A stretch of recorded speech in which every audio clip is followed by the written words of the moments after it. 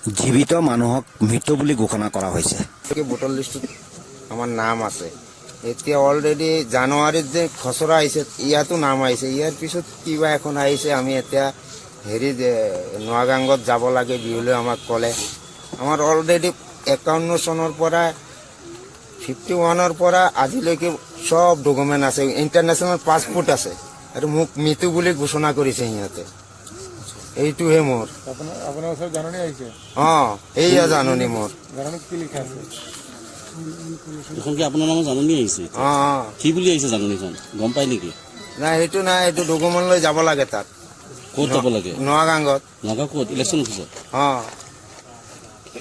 আপোনাৰ নামত কমপ্লেইন কোনে দিছে? প্ৰবীৰ চন্দ্ৰ। চিনি পায় মানুহটো আপুনি? চিনি পাওঁ, আমাৰ গাঁৱৰ ঘৰৰ লগৰ মানুহ। সুধিছিলে? সি কয় সি নাজানে। তাক সুধিছে, আমি কয় নাই মই নাজানো, মোক কোনোবাই ব্যৱহাৰ কৰিব পাৰে, এনেকৈহে কৈছে সি। গাঁৱৰ নাম কি? এৰাকপল্লী, যমুনামুখ ইছলামপট্টি এৰাকপল্লী।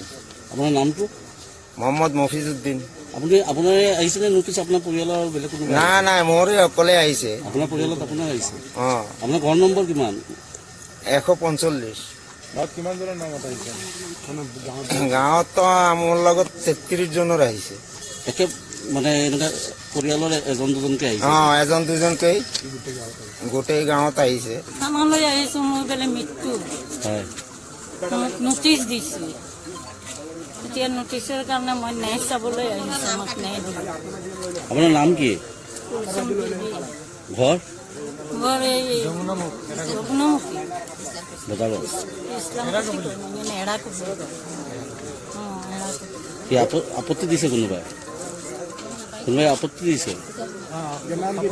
বয়স কিমান হৈছে আপোনাৰ? 60 বছৰ হৈছে। 60 বছৰ। কিমান দিনৰ পৰা আছে গাঁওখনত? 60 বছৰ লাগে। মোৰ জন্মেই ইয়াত, মোৰ বাবাৰ জন্ম ইয়াত। আচ্ছা। মোৰ ইয়াতে, মই ইয়াতে জন্ম হৈছো, ইয়াতে জোৱান হৈছো, ইয়াতে এই বজাৰতে মই থাকো।